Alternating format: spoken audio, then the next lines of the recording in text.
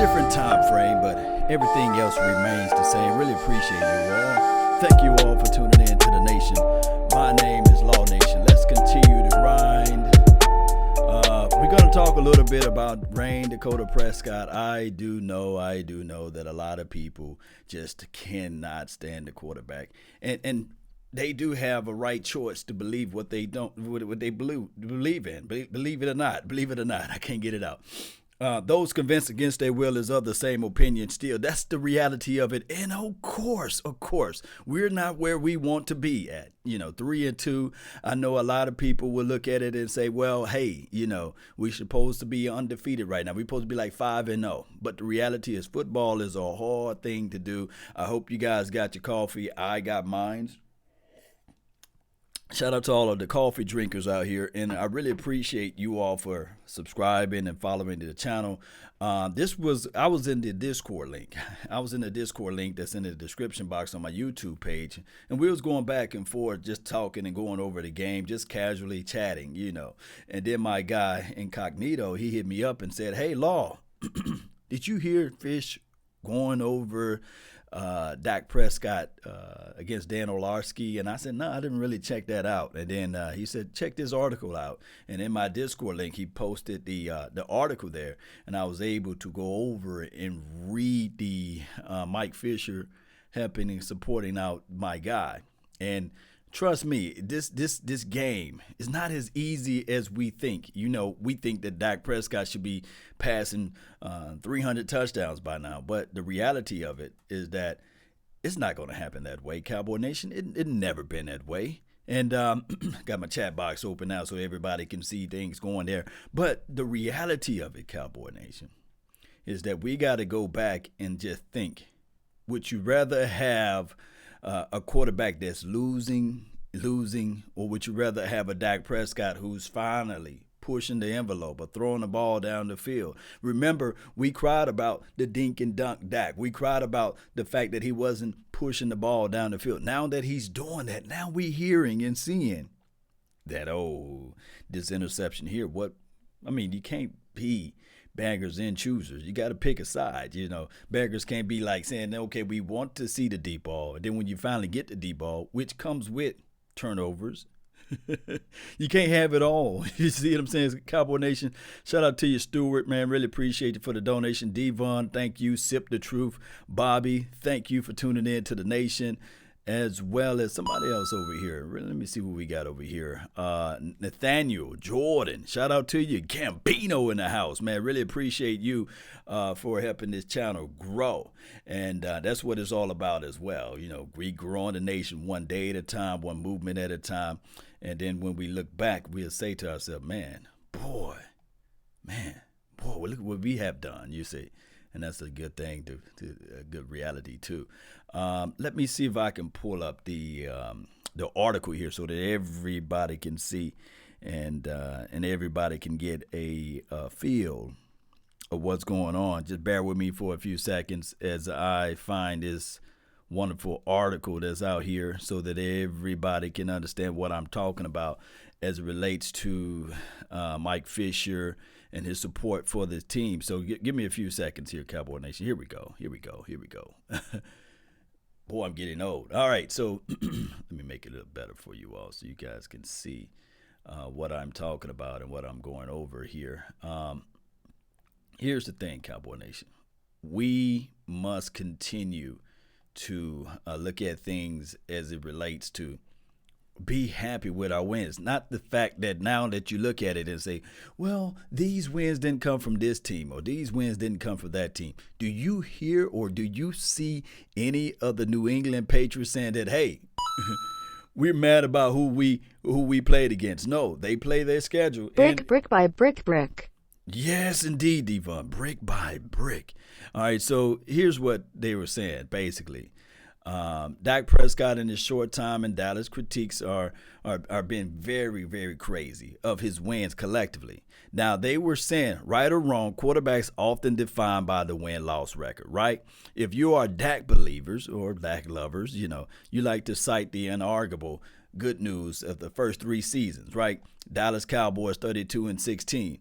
Only the New England Patriots. Their quarterback is 35. They won more games. Okay, cool. But here's the thing. This is where my guy, Mike Fisher, check out his YouTube page at Mike Fisher. Fisher Report is always good stuff, man. So check him out. Dan Orlovsky, I think that's how you say his name, or however you pronounce that last name. He said, I believe Dak has entered the conversation, right?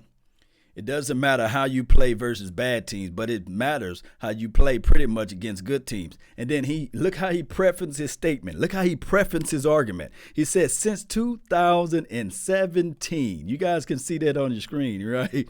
Oh, man. So he said since 2017, I'm not going to click on the tweet there, but it's the tweet. It's the official tweet right here, if you can see. But Dak Prescott, 5-9, 23 touchdowns, 18 turnovers, 40 sacks. Now, this is the craziest thing. He's talking about since 2017. Yesterday, of course, this was an old tweet versus Green Bay Packers. He threw 0 yards on 3rd downs and 0. Careful. Pay good players, great players. You say. So what he's saying is that you shouldn't pay Dak Prescott because he's not winning.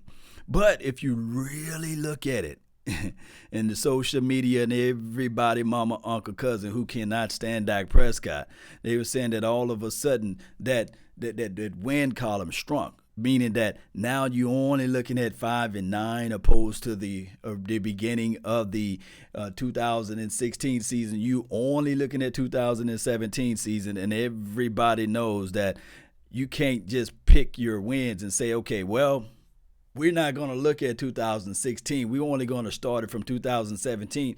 Granted that 2017, you had the back and forth with Roger Goodell. You had the whole entire team. You had Lyle, I think, who was injured? Was it our guy, Tyron Smith? He was injured, of course, in 2017. You had Roger Goodell saying that, okay, Ezekiel, he's suspended. He's not suspended. Oh, yes, he is suspended. So don't you think that they'll throw off a lot of things as it relates to chemistry of your overall team, especially the running back situation of who do you start in those situations, because you really didn't get a chance or a vibe or a feel of who's going to be really running the rock, because you never know. Is he going to be suspended or he's not?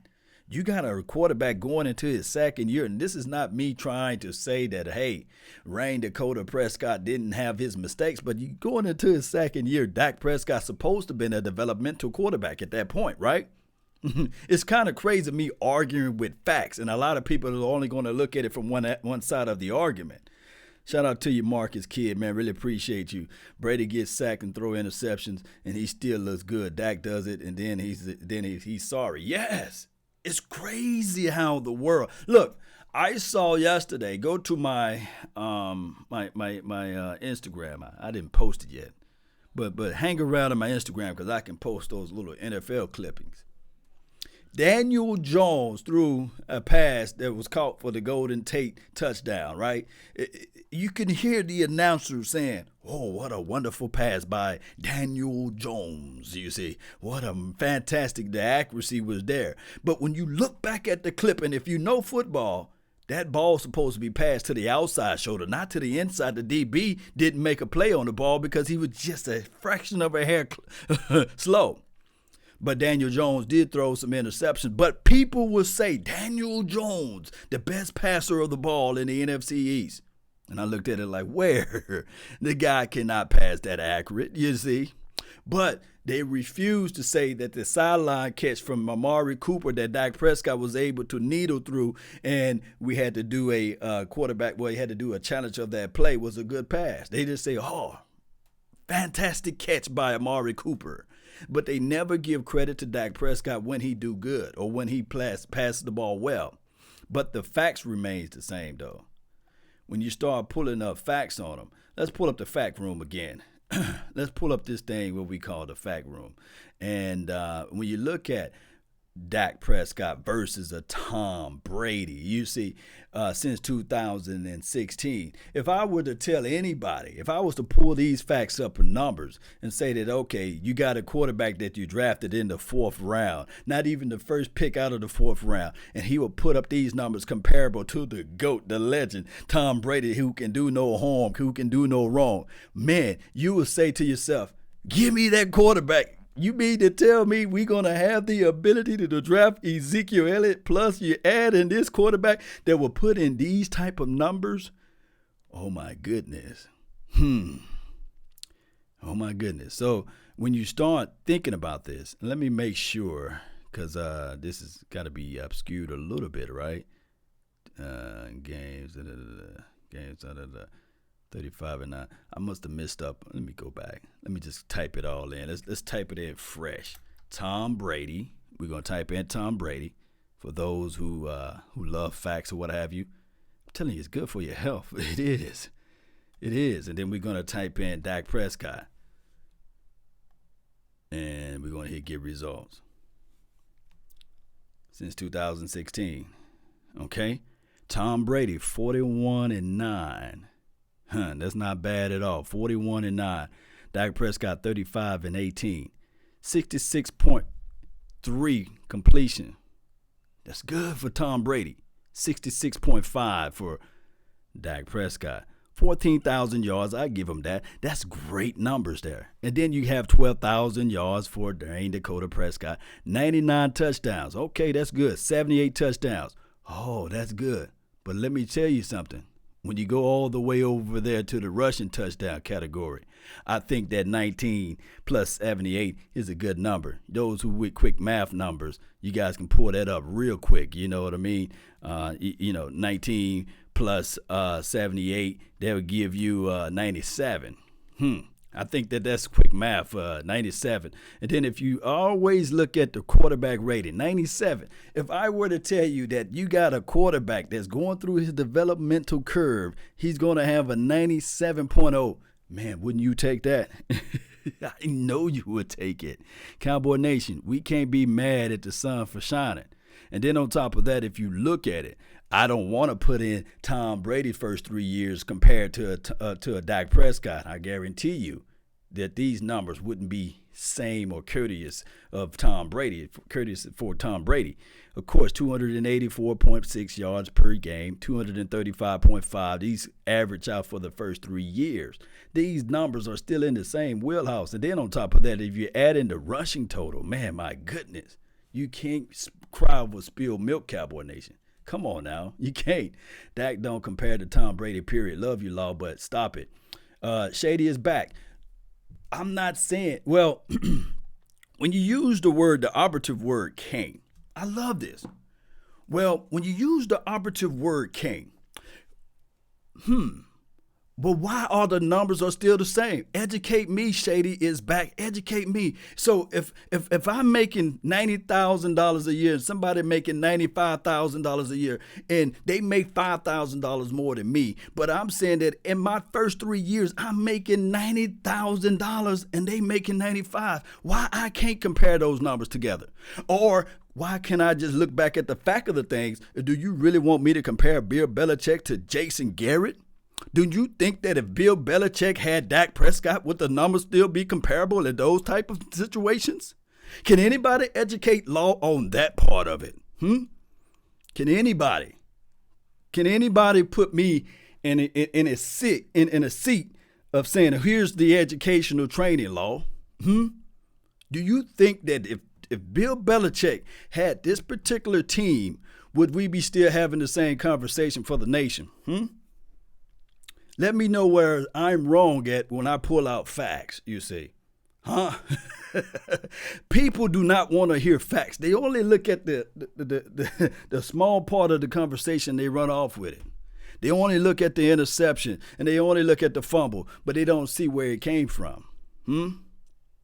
So what I'm trying to lament, or what I'm trying to tell you guys, I elucidated a long time ago that yes, football is not an individual sport. We know that, but we got to look at the total picture of things. So Just somebody tell me where I'm wrong at, and I'll sit back. Just tell me where I'm wrong at, because if it's not to be compared, then why are these numbers so close? Somebody, anybody. I tell you what. Let's do this then. Let's go back and look at. I tell you what, Cowboy Nation, you tell me a name me a quarterback that you want me to put in there and say that this should be the comparison of Dak Prescott. Tell me who I should compare Dak Prescott to, so that way I can be okay with the comparison analysis. I'll wait. I'm going to wait on this screen right here, and you guys tell me who I should put into that system. All right, so let's put in Dak Prescott. We'll put in Jared Goff. There was somebody put in out there. And who else? Give me three. Give me one more person. Russell Wilson. Now, do you want to compare the last 3 years of Russell Wilson? Do you want to compare his first 3 years of Russell Wilson? Let me know. Pat Mahomes is only 2 years. We got to put in 3 years increments. We got to have one more year for Pat Mahomes. We can put in Carson.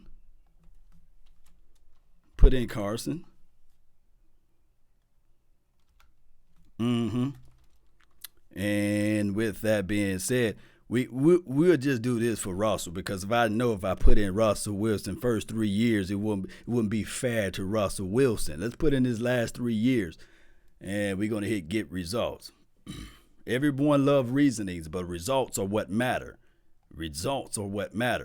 All right, so of course, games played. We can just start it off right here. We know that Jared Goff didn't play a majority of his rookie year, what have you. But we got 53, and we know that Carson been injured or what have you. But I'm telling you, if you got a car that won't start up, 9 times out of 10, you won't trust that car. But if you have a car that when you get into that car, it's cold outside in Texas right now, you would rather drive the car that you know for sure that's going to crank up and start. So my thing is with this, you got to take that into accountability. You got to take that as an attribute, quarterback being able to stay healthy. Now, most of these quarterbacks, they got good win-to-loss ratio. Dak Prescott, 35-18. Russell Wilson, 35. Let me just hit this button right here. It'll automatically calculate and put those that's on top. 35-18 for Dak Prescott. Russell Wilson, 35-19. Jared Goff, 27-16. 26-19 for Carson Wentz. Now, I will say this, so I would speak objectively. 3 of these quarterbacks been into the Super Bowl, regardless of how you can say that Carson Wentz really didn't do anything there. But 3 of these quarterbacks been to the Super Bowl. 2 of these guys got Super Bowl rings, but Carson Wentz got a participation trophy. Shout out to him, you see. All right, so we're going to go to completion percentages. Dak Prescott, 66.5. 64.6 for Russell Wilson, okay? 63.4. These are numbers. These are facts. These are not fake, okay? And then on top of that, Russell Wilson drafted in the 3rd round, Carson 1st round, Jared Goff 1st round. Okay, all these guys getting paid $30+ million a year, and Dak Prescott is getting paid an average annual salary of, I believe, this year he get a bonus, so it's like 1.9 or close to $2 million. Okay, all right. So we're looking at the yards perspectives of everything. Oh. Russell Wilson on top. We're talking about yards, okay? Dak Prescott 2nd of yards, okay? We're looking at facts, okay? We're looking at facts. We're not looking at no fictional stuff out here. 102 touchdowns for my guy, Russell Wilson. And then on top of that, of course, like I said, Carson Wentz on top of things with 80 touchdowns, which is good. 78 touchdowns for Dakota Prescott and 72. But we already know 19 plus 78 is 97. That's quick math, right? And then if you look at Carson Wentz total touchdowns, he got 3 rushing touchdowns. That's 83. Not bad. That's good numbers there. But I would take 97 touchdowns over 83 touchdowns any day. And I would take the ability for when I get into my car and I crank it, it turns on and you can drive down the street. That's just me. You see what I'm saying? But people don't want to know facts, right? All right, so we're going to look at the quarterback ratings. 101.3 for Russell, 97.0 for Dak Prescott. Oh, 92. Nothing wrong with that. Nothing wrong with that. And we look at the sacks. Of course, we talk about holding on to the ball and these sorts of things. Oh, Russell got his 148 sacks. Carson, although he played limited and less games than Dak Prescott and Jared Goff, I believe he played 2 more games than Jared Goff, but he have 100 sacks, 119 for Dak Prescott. So, I mean, they still in the same wheelhouse. And then if you want to make the argument that they dinking and dunking, let's see who dinks and dunks the most. Oh, okay. That's Carson Wentz with 7.0, the average yard that's in the air, 7.0. So that's what you got to look at, Cowboy Nation. It's always a fickle process as it relates to how you think and how your thought tracks and these sorts of things as it relates to quarterback play. And trust me, we all get upset about our quarterback. We do. That's naturally. That's how it goes sometimes in life. But in the reality of the world, that's just life too. So, with that being said, Cowboy Nation, I want to know your thoughts. I really want to know your opinions of how you feel about this team collectively as it relates to everybody having an upset and mad about the rain, Dakota Prescott, his overall skill sets and discounting his wins and things like that. I want to know.